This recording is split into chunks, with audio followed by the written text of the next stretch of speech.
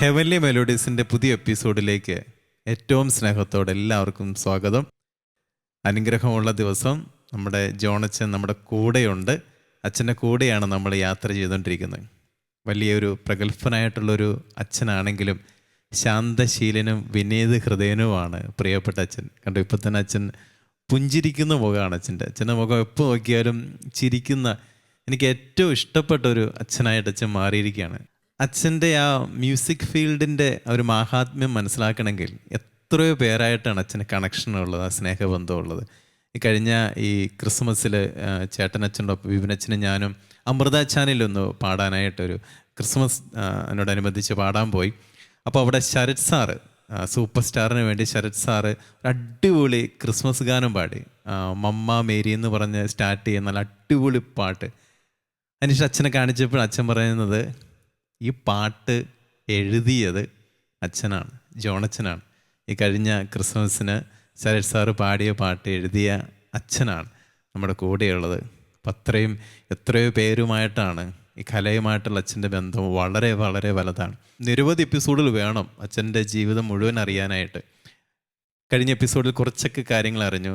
ഇനി അറിയാനുള്ളത് ഈ ഒരു ലെവലിൽ എത്തിപ്പെട്ടത് എങ്ങനെയാണ്. കാരണം ചെറുപ്പം മുതലേ ഈ മ്യൂസിക് ഫീൽഡ് അച്ഛന് ഉണ്ട് എന്നല്ലെങ്കിൽ ഈ ഒരു മ്യൂസിക് സംഗീതം എന്നിലുണ്ടെന്നൊക്കെ അറിഞ്ഞതും എപ്പോൾ മുതലാണ്. പിന്നെ സെമിനാർ കാലഘട്ടവും പിന്നെ ഞാൻ പറഞ്ഞതുപോലെ അച്ഛനായി കഴിഞ്ഞ് 2 വർഷത്തിനുള്ളിൽ അന്ന് 1980 അച്ഛൻ പറഞ്ഞു ഒരു ഗാനമേള ട്രൂപ്പ് തുടങ്ങി. ഇതെല്ലാം ഈ കരുത്തുറ്റ അച്ഛൻ ചെയ്യണമെങ്കിൽ അതിൻ്റെ സാഹചര്യവും ദൈവത്തിൻ്റെ വലിയ കൃപയൊക്കെ ഒരുപാട് അച്ഛനിലുണ്ട്. അതെല്ലാം കേൾക്കാൻ ഞങ്ങൾക്ക് ആഗ്രഹമുണ്ട്. അതിനു മുമ്പായിട്ട് അച്ഛാ ഒരു പാട്ട് പാടി അച്ഛൻ ഈ എപ്പിസോഡ് അടിപൊളിയാക്ക്. പാടാമല്ലോ. അതിനു മുമ്പ് ഞാനൊരു കുഞ്ഞു കാര്യം പറഞ്ഞോട്ടെ. ആ ക്രിസ്മസ് ഗാനം എങ്ങനെ ഉണ്ടായി എന്നുള്ളതാണ്. ഒരു സുപ്രഭാതത്തിൽ ശരത് തന്നെ വിളിച്ചിട്ട് പറഞ്ഞു, അച്ഛാ ഒരു ക്രിസ്മസ് പാട്ട് വേണമെന്ന് പറഞ്ഞു. ഞാൻ പറഞ്ഞു, എഴുതി അയച്ചേക്കാം. ഞാനത്ര ലാഘവത്തോടെയാണ് പറഞ്ഞത്. അപ്പം അദ്ദേഹം പറഞ്ഞു, എഴുതി അയക്കുമല്ല, ഞാൻ 10 മിനിറ്റിനുള്ളിൽ ട്യൂൺ അങ്ങോട്ട് അയക്കും, അതിന് അച്ഛൻ എഴുതിയാൽ മതി എന്ന് പറഞ്ഞു. എന്നാൽ വിടാൻ പറഞ്ഞു. അദ്ദേഹം അത് അയച്ചു. ഒരു അസൽ ട്യൂണാണ്. ഇതുവരെ അങ്ങനെ ഒരു ക്രിസ്മസ് പാട്ട് ഞാൻ എഴുതിയിട്ടില്ല, ഞാൻ ആരും എഴുതി കേട്ടിട്ടുമില്ല. ആ ടൈപ്പിലൊരു പാട്ടാണ്. സാറ് പറഞ്ഞു ഓർക്കുന്നത്, ഞാൻ നല്ല അടിപൊളി ക്രിസ്മസ് പാട്ടാണ് നിങ്ങൾക്ക് വേണ്ടി, സൂപ്പർ സ്റ്റാറിന് വേണ്ടി തരാൻ പോകുന്നു പറഞ്ഞിട്ട് സാർ ഈ പാട്ട് പാടിയത്. ഇനി വെല്ലച്ചൻ ചോദിച്ച രണ്ടാമത്തെ കാര്യം, ഇതൊരു യാത്രയല്ലേ. അപ്പോൾ ഞാൻ ആ സംഗീതത്തിൻ്റെ ആ പോക്ക് മാത്രം പറയാം. പ്രീസ്റ്റാണ്, പ്രീസ്റ്റ്ലി മിനിസ്ട്രി ഉണ്ട്. അത് താങ്കൾക്കും എനിക്കും അച്ഛനും എനിക്കും മറ്റുള്ളവർക്കും എല്ലാം ഒരുപോലെയാണ്. അല്ലെങ്കിൽ നമ്മളതിന് അനുസരിച്ച് ചെയ്യും. ഇതൊരു സ്പെഷ്യൽ മിനിസ്ട്രിയാണ്. അങ്ങനെ വന്നു കഴിയുമ്പോൾ അതിൻ്റേതായ മേന്മയുണ്ട്, ഭയങ്കര ചലഞ്ചുമുണ്ട്. 10-25 കലാകാരന്മാരെ കൊണ്ടു നടക്കാമെന്ന് പറഞ്ഞാൽ അത്ര എളുപ്പമുള്ള കാര്യമല്ല.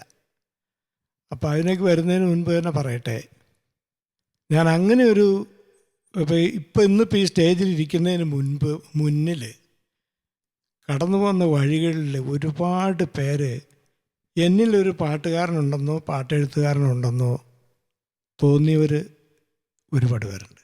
ഞാൻ ചിന്തിക്കുമ്പോൾ, ഞാൻ സെമിനാരിൽ ചേരുന്നതിന് മുൻപ് തന്നെ എൻ്റെ ഇടവപ്പള്ളിയിൽ വികാരിയച്ഛൻ, അന്ന് നമ്മുടെ ഇപ്പോഴത്തെ മാതിരി കീബോർഡോ കാര്യങ്ങളോ ഒന്നും ഇല്ലല്ലോ പള്ളിയിൽ. അന്ന് ഹാർമോണിയം പോലും ഇല്ല. എവിടെ ഹാർമോണിയം മേടിക്കാൻ കാശ് വേണ്ടേ? അതൊന്നുമില്ല. അപ്പോൾ ജോണി, പിന്നെ എൻ്റെ ചേട്ടൻ തോമസേ, നിങ്ങൾ എല്ലാവരും പാടിക്കോന്നൊക്കെ പറഞ്ഞിങ്ങനെ അച്ഛൻ ഇങ്ങനെ പ്രോത്സാഹിപ്പിക്കും. ഒരു മൈക്രോഫോൺ പോലും ഇല്ല. അപ്പോൾ ആ അച്ഛനൊന്ന് ഓർക്കാതിരിക്കാൻ പറ്റില്ല. അദ്ദേഹത്തിൻ്റെ പേര് ജോർജ് നമ്പ്യാർമ്പിൽ നിന്നാണ്. അത് കഴിഞ്ഞ് പിന്നെ യൂണിവേഴ്സിറ്റിയിലേക്ക് വന്നു. യൂണിവേഴ്സിറ്റിയിലും ഇതുപോലെ തന്നെ ഒരുപാട് പേര് അവിടുത്തെ ആളുകൾ പ്രോത്സാഹിപ്പിക്കാനുണ്ടായിരുന്നു. അത് കഴിഞ്ഞ് സെമിനാരിയിലേക്ക് കയറിയ ആ സമയത്ത് അത് മറക്കാൻ പറ്റില്ല. വർഗീസ് മൊതകൊന്നയിൽ എന്ന് പറഞ്ഞൊരു അച്ഛനുണ്ടായിരുന്നു. ആ അച്ഛൻ അതെങ്ങനെയാണോ അച്ഛൻ എന്നെ ഇങ്ങനെ ഇപ്പം ഞാൻ പാട്ട് പാടുമെന്ന് കണ്ടുപിടിച്ചതെന്ന് എനിക്കറിയത്തില്ല. എവിടെ സെമിനാരിക്കാരെ കൊണ്ടുപോകണോ അല്ലെങ്കിൽ പാട്ട് പാടേണ്ടോ അല്ലെങ്കിൽ എന്തെങ്കിലും കലാപരിപാടികളുണ്ടെങ്കിൽ അച്ഛൻ എന്നെ കൊണ്ട് പോകത്തുള്ളൂ. അവിടെ ചെന്ന് ഞാനിപ്പോഴും ഓർക്കുന്നുണ്ട് ആളുകളോട് പറയുന്നത്, ഞാൻ ഒരു യേശുദാസിനെ കൊണ്ടുവന്നിട്ടുണ്ടെന്ന് പാട്ട് പാടാൻ. അപ്പോൾ അന്ന് അങ്ങനെ ആയിരുന്നു. പക്ഷേ ഇന്ന് യേശുദാസിൻ്റെ പാട്ട് പാടാൻ എനിക്ക് പേടിയാണ്. കാരണം അറിയും തോറും അതൊരു സാഗരമാണ്. അത് കഴിഞ്ഞ് പിന്നെ മേജർ സെമിനാറിലേക്കൊക്കെ ചെന്നു. ഞാൻ വടവാതൂർ സെമിനാറിൽ പഠിച്ച 7 വർഷവും ഞാൻ കൊയർ മാസ്റ്ററായിരുന്നു. കൊയർ ഡയറക്റ്റ് ചെയ്യുക, അല്ലെങ്കിൽ കൊയർ പള്ളിയിൽ പാട്ട് പാടുക, പുറത്തു പോയി ഗാന മത്സരങ്ങളിലൊക്കെ പങ്കെടുക്കുക. അങ്ങനെ ആ സമയത്താണ്, സെമിനാറിലായിരിക്കുന്ന സമയത്താണ് ഈ നേരത്തെ പറഞ്ഞ വലിയ സംഗീതജ്ഞരുമായിട്ട് ഇടപെടേണ്ടി വന്നത്. ഈ കുർബാനയ്ക്ക് ഉള്ള പാട്ടുകളൊക്കെ ട്യൂൺ ചെയ്യിപ്പിക്കാൻ അതിനൊക്കെ വേണ്ടിയിട്ട് ഇവരെല്ലാം വിളിച്ചു. അത് കുമരൻ രാജപ്പനെ, കോട്ടയം ജോയിയെ, KPS ജോൺസനെ, ഇങ്ങനെയുള്ള ആളുകളെ. അപ്പോൾ അതിനിടയ്ക്ക് എനിക്ക് ഓൾ ഇന്ത്യ റേഡിയോയിലേക്ക് ഒരു സെലക്ഷൻ കിട്ടി, ഒരു ആർട്ടിസ്റ്റായിട്ട് ഇടയ്ക്കിടയ്ക്ക് പാടാനൊക്കെ ആയിട്ട്. അപ്പോൾ അവിടെ പോയൊക്കെ പാടുകയൊക്കെ ചെയ്യായിരുന്നു. ഇതെല്ലാം ഈ സെമിനാരി ജീവിതത്തിൻ്റെ കാലത്താണ്.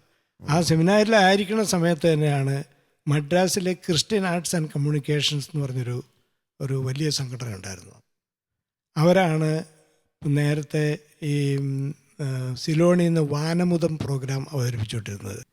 അപ്പം ആ പ്രോഗ്രാമിന് വേണ്ടി ഞാൻ ചെന്നൈ പോയിട്ടാണ് ആ പാട്ടുകൾ റെക്കോർഡ് ചെയ്യുന്നത്. അവരുടെ സ്റ്റുഡിയോ CAC സ്റ്റുഡിയോ എന്ന് പറഞ്ഞത്. അപ്പോൾ ഞാനവിടെ ചെല്ലുമ്പോൾ അവിടെ സ്റ്റുഡിയോയിൽ എന്നെ പാട്ട് പഠിപ്പിക്കാനിരിക്കുന്നത് ജയം രാജു, കേട്ടിട്ടുണ്ടോ? ജയം രാജു ആണ്. പിന്നെ ഇരിക്കുന്നത് പീറ്റർ രൂപൻ. അത് പെട്ടെന്ന് പേര് പറഞ്ഞാൽ നമുക്ക് പിടികിട്ടില്ല, ഒരു പാട്ട് പറഞ്ഞാലേ പിടികിട്ടുള്ളൂ. നീ എൻ്റെ പ്രാർത്ഥന കേട്ടു. അപ്പോൾ മേരി ഷൈല എല്ലാം അവിടെ ഇരിക്കുന്നുണ്ട്. എന്നെ പാട്ട് പഠിപ്പിക്കുകയാണ് ഇവർ, ഈ പീറ്റർ രൂപൻ സാറ്. അങ്ങനെ അവരുമായിട്ടൊരു ബന്ധമായി. പിന്നെ അവർ കേരളത്തിൽ എന്ന് ഗാനമേളയ്ക്ക് വന്നാലും അവരെന്നോട് പറയും, അച്ഛൻ വന്ന് 1-2 പാട്ട് പാടണമെന്ന് പറയും. അങ്ങനെയും ആ കൂടെ നടന്നിരുന്നു. അപ്പോൾ അങ്ങനെയാണ് ആ വഴി ഇങ്ങനെ വന്ന് ഇവിടെ എത്തിപ്പെടുന്നത്. ബാക്കിയുള്ള കാര്യങ്ങൾ ഇച്ചിരി കഴിഞ്ഞിട്ട് ഒരു പാട്ട് പാടിച്ചു പറയാം. എന്തു പറയുന്നു? ശരി. ഈ പാട്ട് കരിങ്കുന്നൻ ചന്ദ്രൻ എന്ന് പറയുന്ന വളരെ പ്രശസ്തനായൊരു കവിയും അധ്യാപകനുമായിരുന്ന ഒരു സാറാണ് എഴുതിയത്. എൻ്റെ സുഹൃത്താണ്. അദ്ദേഹത്തോട് എനിക്ക് ബഹുമാനമുണ്ട്. കുട്ടിയച്ഛനാണ് എൻ്റെ സംഗീതം. ഓക്കെ, പാട്ട് കേൾക്കാം.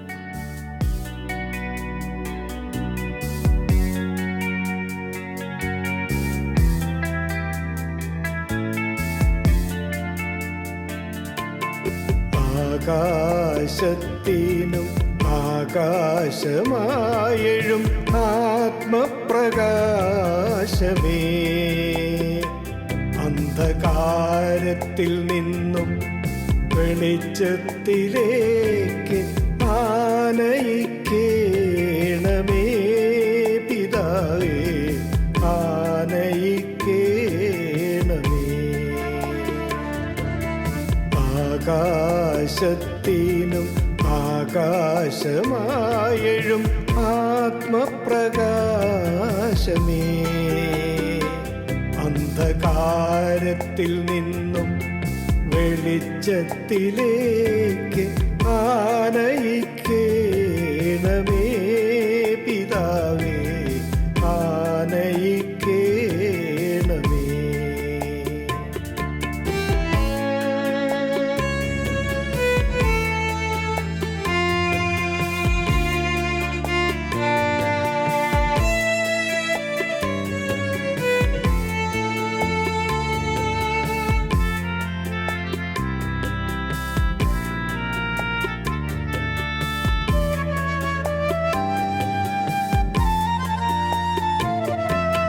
വഴിയും വെളിച്ചവും നീയല്ലോ, എല്ലാം മിഴിയും മനസ്സും നീയല്ലോ.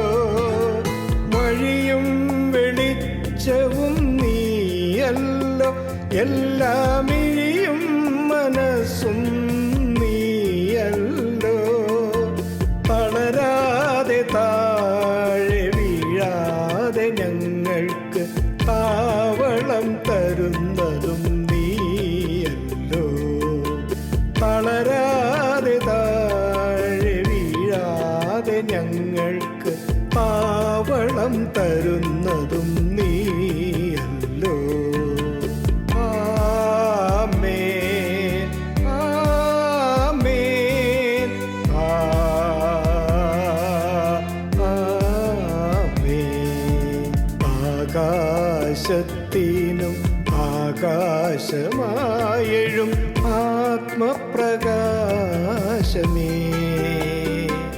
അന്ധകാരത്തിൽ നിന്നും വെളിച്ചത്തിലേക്ക്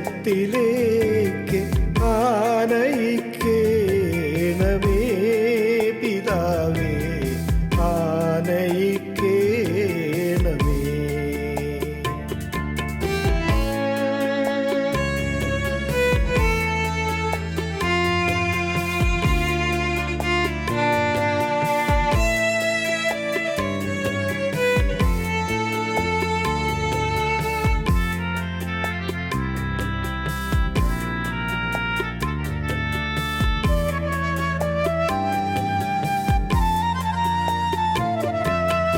അരുതായികയിൽ പെട്ടലഞ്ഞാലും അകം നിറഞ്ഞവൻ കാത്തരുളും.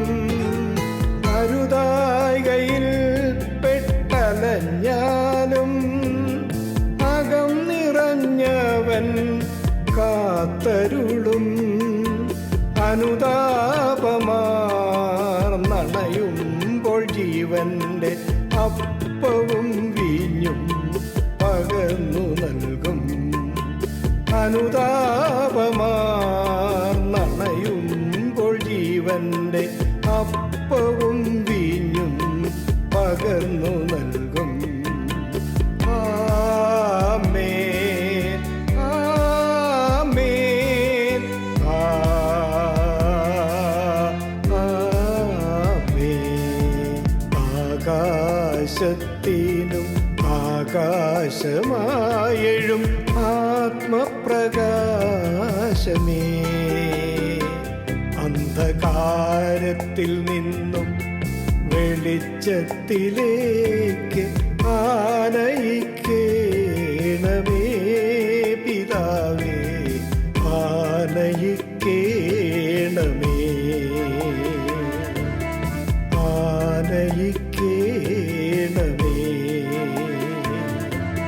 ആനയിക്കേണമേ.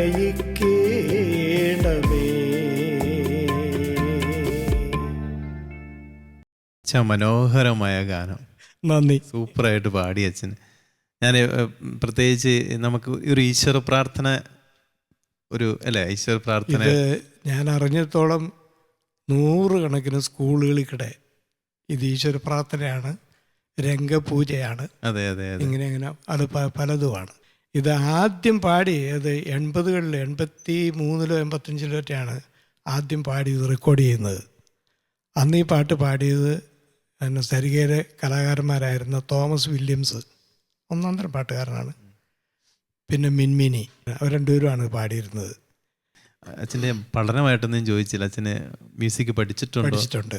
അത് ഒരു ദിവസം കൊണ്ടല്ലല്ലോ നമ്മൾ പഠിക്കുന്നത്, എപ്പോഴും പഠിക്കുമല്ലേ, ഇപ്പം പഠിച്ചുകൊണ്ടിരിക്കുമല്ലേ. അതെ അതെ, ഇപ്പോഴും പഠിച്ചുകൊണ്ടിരിക്കുകയാണ്. അപ്പോൾ പഠിച്ചിട്ടുണ്ട്.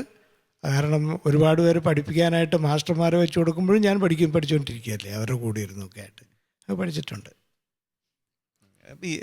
ഇങ്ങനെ വളർന്നു വന്ന് പ്രഗത്ഭരായിട്ട് എല്ലാവരെയൊക്കെ പരിചയപ്പെട്ടു.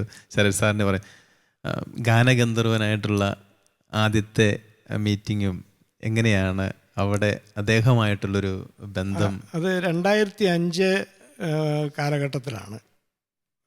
എനിക്ക് ദാസേട്ടനെ അറിയാമായിരുന്നു, പക്ഷെ ഒരുപാട് വലിയ കണക്ഷൻസ് ഒന്നും ഉണ്ടായിരുന്നില്ല. അദ്ദേഹം വലിയ ആളല്ലേ. തിരുപാഥയം എന്ന് പറഞ്ഞ ആൽബത്തിലെ ആ പാട്ടുകൾ, 10 പാട്ടുകൾ ഓർക്കുന്നോ, കേട്ടിട്ടുണ്ടോ? പാഥേയം, തിരുപാഥേയം, അങ്ങനെ പാട്ടുകളൊക്കെ ഉള്ള ആ ആൽബം, അത് ട്യൂൺ ചെയ്ത് കഴിഞ്ഞ് പീറ്റർ ഈ പാട്ടെന്നെ കേൾപ്പിച്ചു. അപ്പം എനിക്ക് തോന്നി ഈ പാട്ട് നന്നായിട്ടുണ്ടല്ലോ.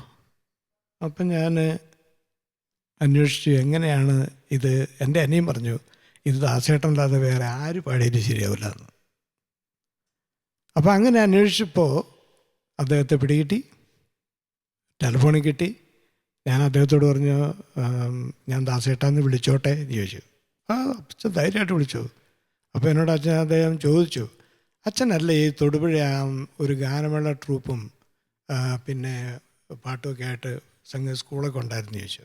അതെ. അച്ഛനിപ്പോൾ എങ്ങനെയാണ് അവിടെ കാനഡയിലെത്തിയേ? ദൈവനിയോഗമാണ് ദാസേട്ടാ. അപ്പോൾ ഞാൻ പറഞ്ഞു, അദ്ദേഹത്തോട് പറഞ്ഞു, ഇങ്ങനെ ഒരു 10 പാട്ടുണ്ട്, ദാസേട്ടനൊന്ന് കേട്ടു നോക്ക്, അതിലൊരു പാട്ടെങ്കിലും ഒന്ന് പാടി തന്നു കഴിഞ്ഞാൽ ദൈവാനുഗ്രഹമാവും.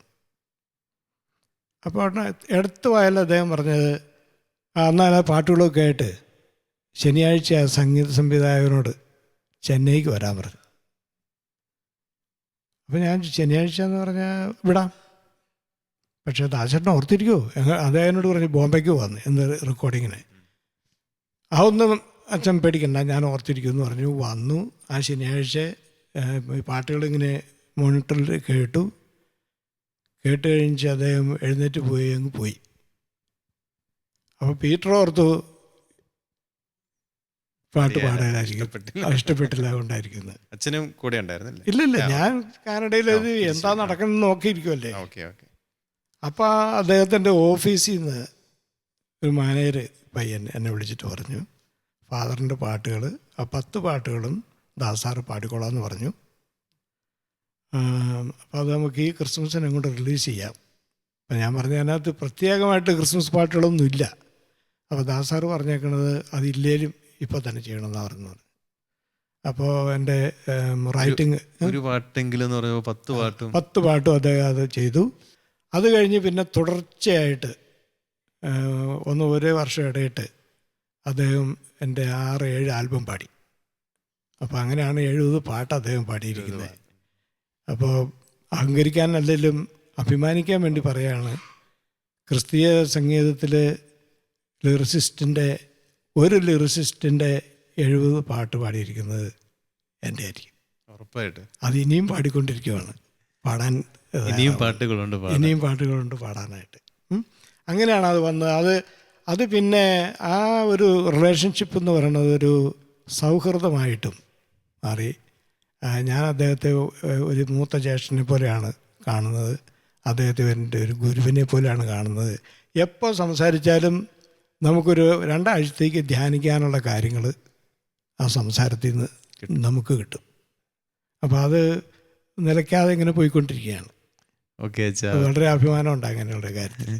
തീർച്ചയായും അച്ഛാ, ഒരു പാട്ട് കൂടി ഒന്ന് കേൾക്കാൻ ആഗ്രഹമുണ്ട്. ഞാൻ ഇനി പാടാൻ പോകുന്ന പാട്ടിന് ഒരു ചെറിയ ആമുഖം പറയാം.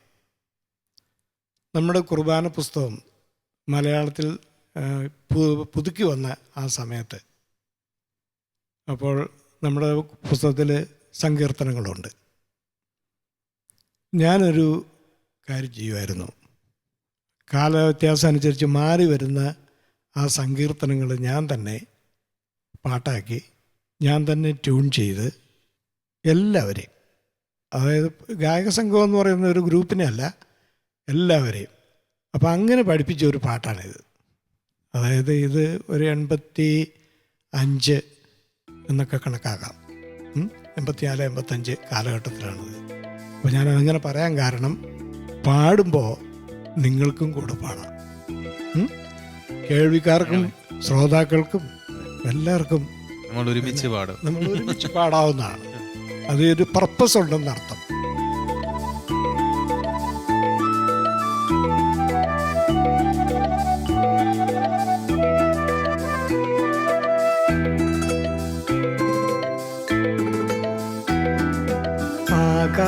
ആകാശമണ്ഡലത്തിൽ കർത്താവിനെ സ്തുതിപ്പിൻ, അത്യുന്നതങ്ങളിൽ കർത്താവിനെ സ്തുതിപ്പിൻ. ആകാശമണ്ഡലത്തിൽ കർത്താവിനെ സ്തുതിപ്പിൻ, അത്യുന്നതങ്ങളിൽ കർത്താവിനെ സ്തുതിപ്പിൻ.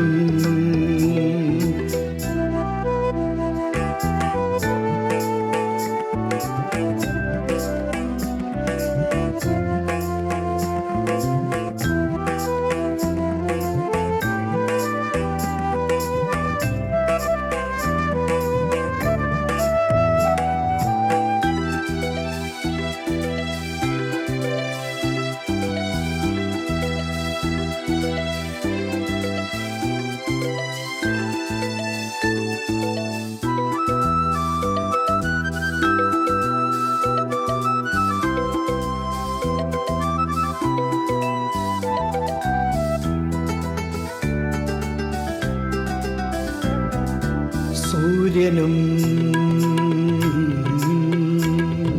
ചന്ദ്രനും മിന്നിത്തിളങ്ങുന്ന താരങ്ങളും, സൂര്യനും ചന്ദ്രനും മിന്നിത്തിളങ്ങുന്ന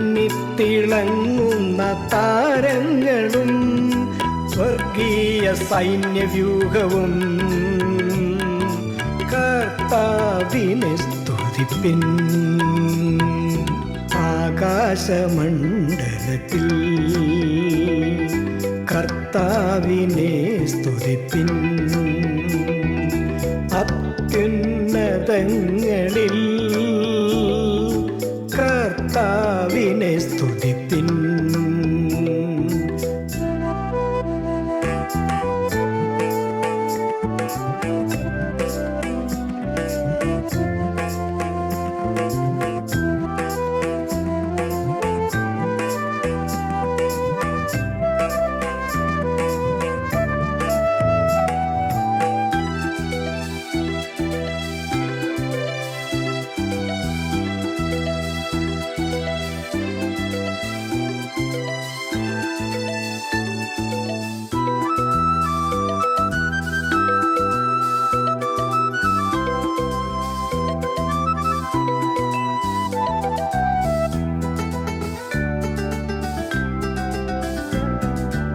ആഴിയും ഊഴിയും താരിട്ടു നിൽക്കുന്ന ആകാശവും, ആഴിയും ഊഴിയും താരിട്ടു നിൽക്കുന്ന ആകാശവും ദൈവിക ചാതുരിയല്ലോ. കർത്താവിനെ സ്തുതിപ്പിൻ. ആകാശമണ്ഡലത്തിൽ കർത്താവിനെ സ്തുതിപ്പിൻ. അത്യുന്നതങ്ങളിൽ കർത്താവിനെ സ്തുതിപ്പിൻ. ആകാശമണ്ഡലത്തിൽ കർത്താവിനെ സ്തുതിപ്പിൻ. അത്യുന്നതങ്ങളിൽ കർത്താവിനെ സ്തുതിപ്പിൻ. കർത്താവിനെ സ്തുതിപ്പിൻ. കർത്താവിനെ സ്തുതിപ്പിൻ. അച്ഛൻ പറഞ്ഞ വളരെ കൃത്യ. കൂടെ പാടി പാടി ഇങ്ങനെ ലയിച്ചു പോവും, അറിയാതെ ചുണ്ടുകൾ അനങ്ങിപ്പോവും. നല്ല വരികൾ സൂപ്പർ, മ്യൂസിക് അടിപൊളി, സിമ്പിളാണ്, മെലോഡിയസ്, അടിപൊളി. അതാണ് അതിൻ്റെ ലക്ഷ്യവും. എല്ലാവരും പാടുമ്പോഴാണ് അത് ആരാധനയാവുന്നത്, ആരാധനയും പൂർണ്ണതയാവുന്നത്. അച്ഛാ ഒത്തിരി ഒത്തിരി ഒത്തിരി നന്ദി. സ്നേഹം നിറഞ്ഞവരെ, ഇവിടെ തീരുന്നില്ല, നമുക്ക് സമയം ആയതുകൊണ്ടാണ് ഇപ്പം നിർത്തുന്നത്. അച്ഛനിനി ഒരു എപ്പിസോഡ് കൂടിയുണ്ട്. നമ്മൾ സംഗീത മേഖല ഒരുപാട് വർഷങ്ങളുടെ പ്രയത്നമാണ്. ഈ ഒരു അരമണിക്കൂർ കൊണ്ടൊന്നൊക്കെ നമുക്ക് എത്രത്തോളം കിട്ടും വിവരിക്കാൻ. ജസ്റ്റ് ഷോർട്ടായിട്ടാണ് അച്ഛൻ എല്ലാ കാര്യങ്ങളും ജസ്റ്റ് പറഞ്ഞു വയ്ക്കുന്നത്. നമ്മുടെ ഒരു ഭാഗ്യമാണ് അച്ഛനെ കിട്ടിയത്. ഇനി നമുക്ക് എൻ്റെ മനസ്സിൽ ചോദിക്കണമെന്ന് ഓർത്ത് പക്ഷേ വിട്ടുപോയത്, നമുക്ക് ദൈവവിളിയുടെ കാര്യം നമ്മൾ ചോദിച്ചിട്ടില്ല. പക്ഷെ സാരമില്ല, അടുത്ത എപ്പിസോഡിൽ നമ്മൾ അച്ഛൻ്റെ ദൈവവിളിയാണ് നമ്മൾ അറിയാനായിട്ട് പോകുന്നത്. അപ്പോൾ ഞങ്ങളുടെ എല്ലാവരുടെയും പേരിൽ നന്ദി പറയുകയാണ്. അച്ഛൻ്റെ മുമ്പിൽ ഒരു പാട്ട് ഞാൻ പാടാൻ ആഗ്രഹിക്കുകയാണ്. ധൈര്യമായിട്ട് പാടണമല്ലോ, അത് കേൾക്കാൻ ഞാൻ തയ്യാറായിരിക്കണത്. ഇതൊരു ക്രിസ്മസ് സോങ് ആണ്. നമ്മൾ ക്രിസ്മസ് സോങ്ങിലാണല്ലോ ആരംഭിച്ചത്. മമ്മാ മേരി അല്ലല്ലോ. മമ്മാ മേരി അല്ല, അതുകൊണ്ട് കമ്പയർ ചെയ്യല് ചെറിയൊരു ക്രിസ്മസ് പാട്ട്. ഓക്കെ, ബെത്ലഹേമിലെ പാതിരാവിൽ മഞ്ഞു പെയ്യുന്ന പൂനിലാവിൽ പാരിൻ രക്ഷകനേശു മിശിഹ ജാതനായി ഭൂജാതനായി. Hallelujah hallelujah. ബെത്ലഹേമിലെ പാതിരാവിൽ മഞ്ഞു പെയ്യുന്ന പൂനിലാവിൽ പാരിൻ രക്ഷകനേശുമിശിഹ ജാതനായി ഭൂജാതനായി. Hallelujah hallelujah. മാലോകരൊന്നായി ചേർന്നിടാം, മാലാഖമാരൊത്തു വാഴ്ത്തിടാം. മാനവരക്ഷകൻ യേശു മന്നിൽ പിറന്നൊരാ പൊൻസുദിനം, പിറന്നൊരാ പൊൻസുദിനം.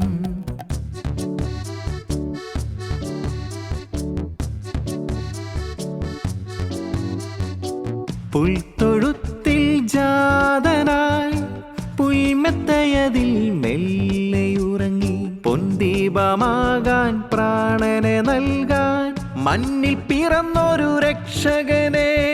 പൊൻദീപമാകാൻ പ്രാണനെ നൽകാൻ മണ്ണിൽ പിറന്നൊരു രക്ഷകനെ. ദിവ്യതാരകമേ ദിവ്യതാരകമേ. മാലോകരൊന്നായി ചേർന്നിടാം, മാലാഖമാരൊത്തു വാഴ്ത്തിടാം. മാനവരക്ഷകൻ യേശു മന്നിൽ പിറന്നൊരാ പൊൻസുദിനം, പിറന്നൊരാ പൊൻസുദിനം.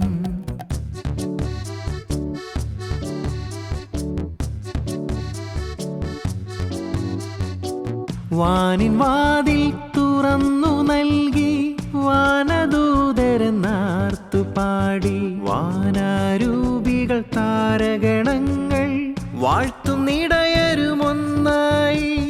വാനാരൂപികൾ താരഗണങ്ങൾ വാഴ്ത്തുന്നിടയരുമൊന്നായി. ദിവ്യ പൈതലേ ദിവ്യ പൈതലേ. ബെത്ലഹേമിലെ പാതിരാവിൽ മഞ്ഞു പെയ്യുന്ന പൂനിലാവിൽ പാരിൻ രക്ഷകനേശുമിശിഹ ജാതനായി ഭൂജാതനായി. Hallelujah hallelujah. മാലോകരൊന്നായി ചേർന്നിടാം, മാലാഖമാരൊത്തു വാഴ്ത്തിടാം. മാനവരക്ഷകൻ യേശു മന്നിൽ പിറന്നൊരാ പൊൻസുദിനം, പിറന്നൊരാ പൊൻസുദിനം. ബെത്ലഹേമിലെ പാതിരാവിൽ മഞ്ഞു പെയ്യുന്ന പൂനിലാവിൽ പാരിൻ രക്ഷകനേശുമിശിഹ ജാതനായി ഭൂജാതനായി. Hallelujah hallelujah. മിനിലച്ച സിമ്പിൾ ബട്ട് എലഗൻറ്റ്. ഒരു ബഹളങ്ങളുമില്ല. നല്ല മെസ്സേജ്. നന്നായിരിക്കും. താങ്ക് യു അച്ഛാ, താങ്ക് യു. അച്ഛൻ്റെ മുമ്പിലിരുന്ന് പാടാനൊക്കെ ഒരു ഒരു ഭാഗ്യമായിട്ട് കണക്കാക്കിയാണ്. ഇതൊക്കെ ഒരു നിയോഗമാണ് തീർച്ചയായും. കാരണം അച്ഛൻ ഞങ്ങളുടെ പ്രാർത്ഥന എപ്പോഴും അച്ഛൻ്റെ കൂടെ ഉണ്ടാകും. ഇനിയും ധാരാളം. അച്ഛൻ്റെ വരികൾക്ക് ഭയങ്കര ജീവനാണ്. അത് അനേകർ കേൾക്കുന്നവർക്കൊക്കെ ഈശോയെ അറിയുവാനും സുന്ദരമായിട്ടുള്ള ജീവിതം. അച്ഛൻ അതാണല്ലോ എപ്പോഴും ആഗ്രഹിക്കുന്നത്. സന്തോഷം, ജോയ്. അത് ജോയ്. ആ സന്തോഷത്തിൻ്റെ ജീവിതം എല്ലാ മക്കൾക്കും നൽകുവാനായിട്ട് അച്ഛന് വഴി ഇടയാകട്ടെ എന്ന് പ്രാർത്ഥിക്കുന്നു. കുറേ കാര്യങ്ങൾ ഇനിയും ചോദിക്കാനുണ്ട്. നമുക്ക് അടുത്ത എപ്പിസോഡിൽ നമുക്കത് തീർച്ചയായും കേൾക്കാം. അച്ഛനെ വീണ്ടും കാണാം. ഹെവൻലി മെലോഡീസിൻ്റെ ഈ സുന്ദരമായ എപ്പിസോഡ് ഇവിടെ പൂർണ്ണമാവുകയാണ്. പുതിയ പാട്ടുകളും പുതിയ വിശേഷങ്ങളുമായിട്ട് നമുക്ക് വീണ്ടും കാണാം. നന്ദി. ആകാശത്തിനും ആകാശമായഴും ആത്മപ്രകാശമേ, അന്ധകാരത്തിൽ നിന്നും വെളിച്ചത്തിലേക്ക് ആനയിക്കേണമേ പിതാവേ, ആനയിക്കേണമേ.